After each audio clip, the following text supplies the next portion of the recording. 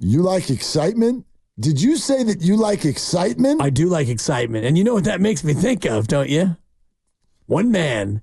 Grandi's grades. Let's go. Always known as a very exciting. How did the 49ers grade out this week? Did they pass? Did they fail? Let's find out. It's time for Grandi's grades. Not only exciting, but at times a little too vocal. But, it's radio, so we talk. But anyway, go ahead, Mark. Hi. Good morning. Hey, what's up? If you were listening earlier, you already know my grade for quarterbacks. Well, it's Grandi's grades. We'll go through 7 different spots. We'll start with quarterback, as always. Brock Purdy, for his performance yesterday in Seattle, I gave him a flat A.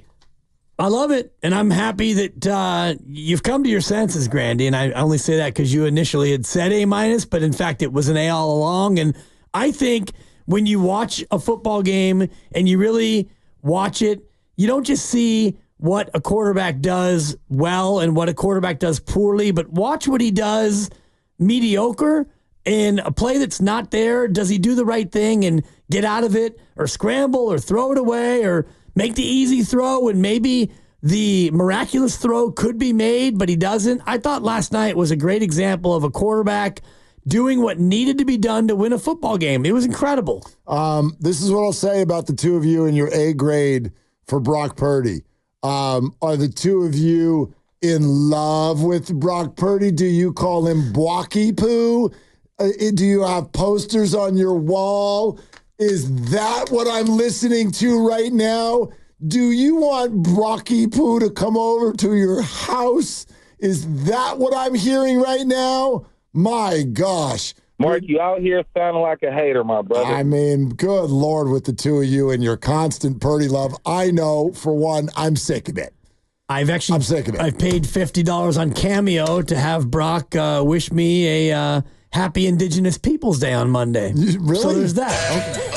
Major bag alert. Major.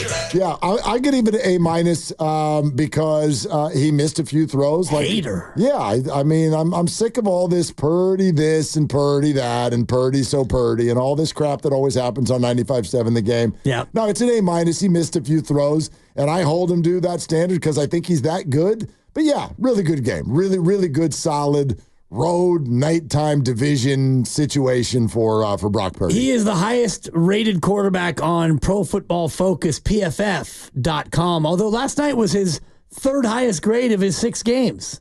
They gave him a 76.5. What was his highest? 91.1 against the Rams. I'm telling you, that was the game that I was most impressed with Purdy this year, was the Ram game. Anyway. Yeah. Well, we all agree he had a very nice night in Seattle. But you guys, you and I agree. You guys are just lathering it on like usual. Anyway, go ahead. Up next, skill positions, running backs, wide receivers, tight ends. I gave them a grade A-. George Kittle was awesome in this one. A couple of touchdowns. Debo Samuel wasn't heavily involved, but when he was involved, he was good. Of course, he had the 76-yard touchdown catch and run, which was an awesome play. Ayuk was kind of nowhere to be found throughout this one, but you also had 3 running backs who ran the ball well. Garendo, Mason, and Patrick Taylor kind of quietly did a good job in the second half. So an A- skill position group for me. See, I'm going to actually give it an A, because you remember the sort of debate that we got into week 1 when it's like, where's the demerit?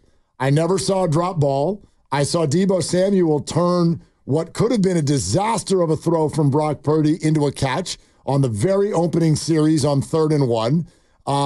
You saw the running back room go through total adversity. And you're getting RB4 and RB5 in there closing out games. George Kittle, obviously an A+ kind of a performance. I thought the skill position players were clean. I didn't see them make any glaring mistakes the entire night. You're right, and I'm thinking about it now because I wrote down my grades after I watched it earlier, and I also wrote down A-. But as you were saying A-, Grandi, and you were explaining your A, I flipped through my notes to try to find a demerit or a play, and I'm having a hard time finding one, so I feel like my A- might be misguided. The only demerit you could think of is if you're mad at Eric Saubert for basically committing a motion penalty deep in their own zone. If you want to use that for an A-, I don't really think much of Eric Saubert when I'm making my grades. Well, there was the one Jawan Jennings catch that we thought was a catch that turned out to be a drop, which would have made it, instead of 3rd and 17, would have made it 3rd and 15. Remember, he kind of caught it, he trapped it, and then they looked at it and they said, no, you didn't catch it. And so that 2-yard gain was negated. Whatever. Okay. I think I'm out of line with the A-. A- for me because Ayuk, show up, buddy. Come on. No, but they didn't, again. He's got to get the ball thrown to him, kid. Yeah, what were the targets? Okay, Greg Cosell. Yeah, exactly. Was he open? Was he open or was he not 4 open? targets. He had 4. Just 2 catches, right? Yep. Yeah. And one of them I wrote down in my notes. He got held on that 3rd play in the second half where it was targeted to him. It was incomplete. And the guy was basically, he held him so long, he should have given him a corsage. We also did not bring up the name Kyle Juszczyk, and I thought he was. Touchdown as well, yeah. Yeah, not just, phenomenal game for him. Also blocking and leading the way for the runners. He was great. All right, up next, we got the offensive line. I thought this was maybe their best game of the season. Not the best pass rush they're going up against, especially when you consider the Seahawks injuries.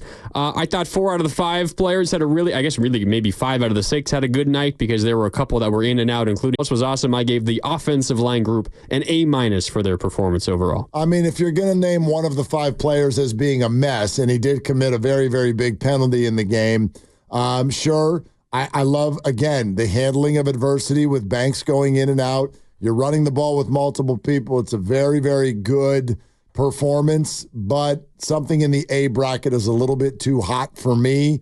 I lean more toward B+. Yeah, it's a B+ for me. And the one penalty that we're all talking about, Jake Brendel, went from 2nd and 8 to 2nd and 18, and it prompted a punt. So those are the kinds of penalties that you can't have. Couple of false starts in there as well from the offensive line. Very good, but not A level. It's a B+. You are listening to 95.7 The Game, KGMZ FM and HD1 San Francisco and Odyssey Sports Station, always live on the free Odyssey app, Twitch, and YouTube, powered by First NorCal Credit Union for a low-rate auto loan. Apply online or just ask for First NorCal Financing at the dealer. You are also listening to Grandi's Grades. All right, coming up next, after the offensive line, we go over to the defensive side of the football, and that is the front 7.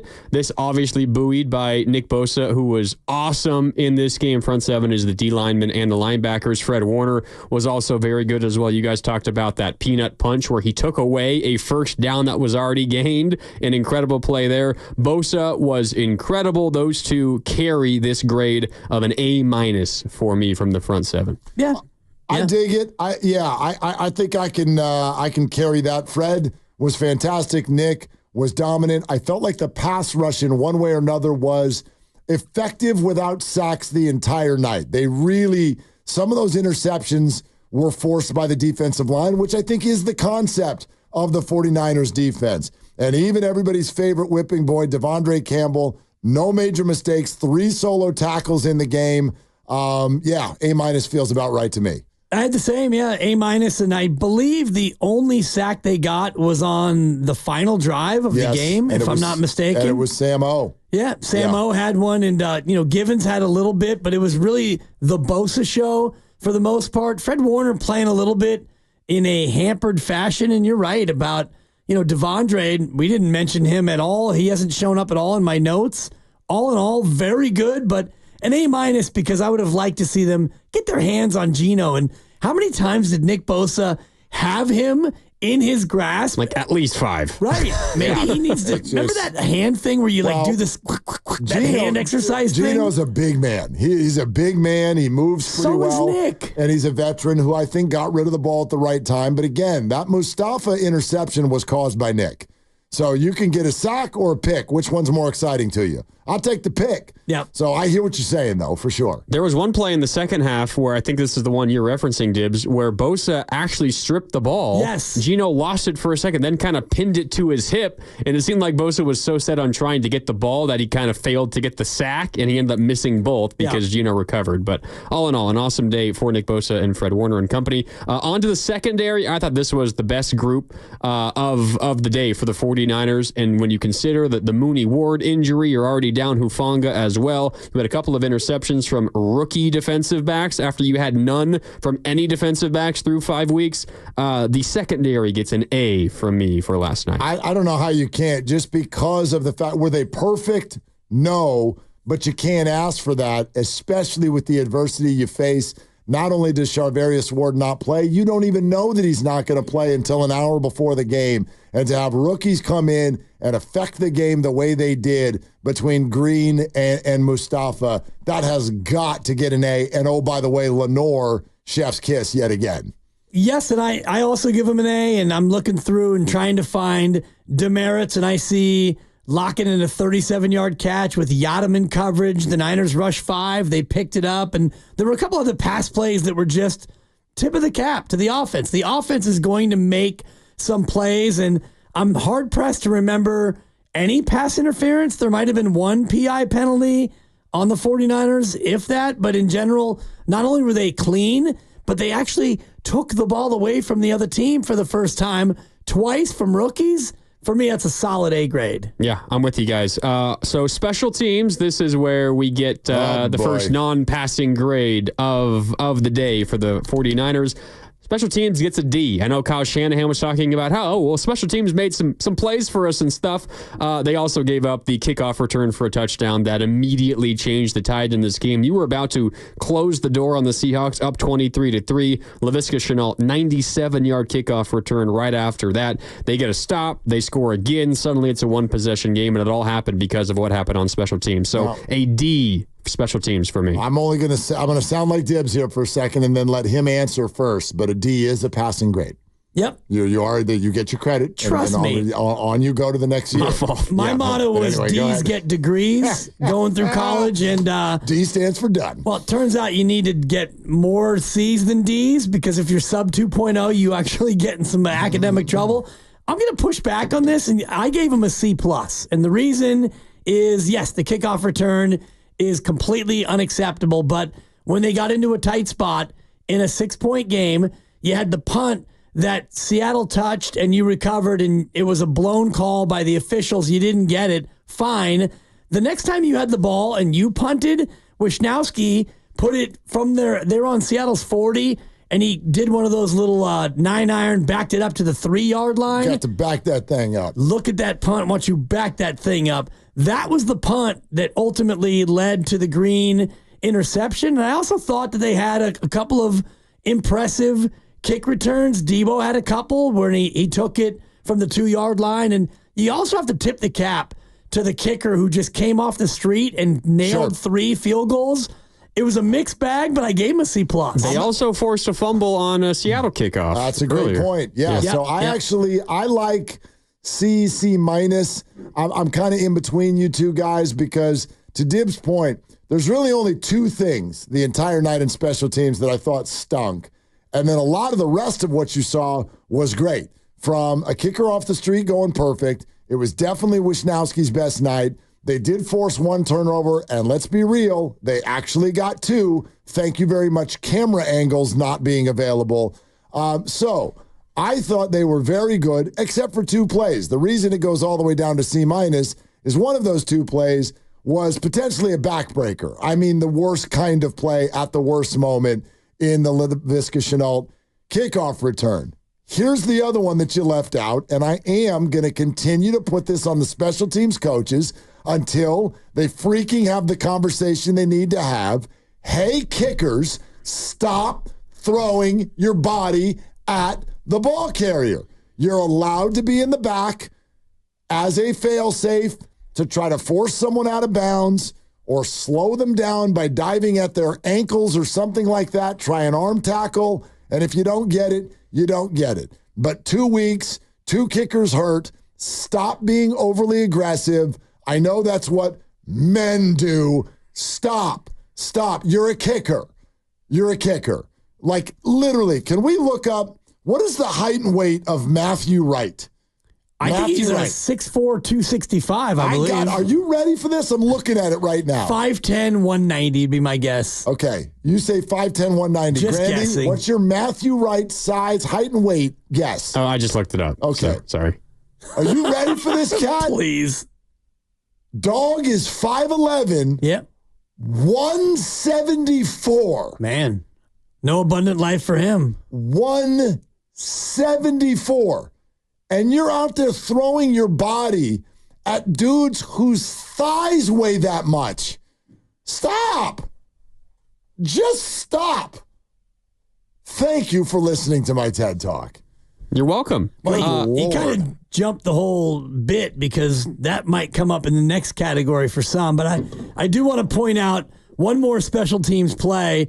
The first punt from Seattle where Cowing gets it after a 60-yard punt, and he's got room to run, and he just falls down. He slipped twice. He stumbled. Yeah. He could not keep his feet all night long. I'll take a stumble over a fumble, but I hear you. That's a 4. Thank you. And you're not wrong. Last category here on our report card, it is coaching. And coaching for me gets a B+. I was frustrated for much of the first half. I thought Kyle Shanahan was relatively vanilla. He changed it up a little bit more in the second half. And then a lot of the special teams blunders that you guys are talking about, that also falls on coaching for me. So that's why they're not getting an A B+ for me in coaching. That feels about right. Yeah. That feels about right. I mean, look, it's hard when you're the coaches to get an A because the coaches are in charge of everyone. And not everyone's going to have a perfect night. So I think it's fair to give them a B+. I also think that's a pretty good grade for a coaching staff as a whole. There's never been a football game where people love every play that Kyle Shanahan called, but when you score 36 points, you score 36 points. That's an A+, sort of an output for an offense. So with all things considered, yeah, B+ sounds about right. I will echo your TED Talk without repeating that 90 seconds. That to me is coaching when your kickers repeatedly try to tackle people. And I mentioned it earlier in the show, going empty formation in the red zone when your running back is being very successful to me is not the proper approach. Those are the only demerits. But you're right, Mark. When you win a game with 36 points and you win it by double digits, tough to go lower than a B+.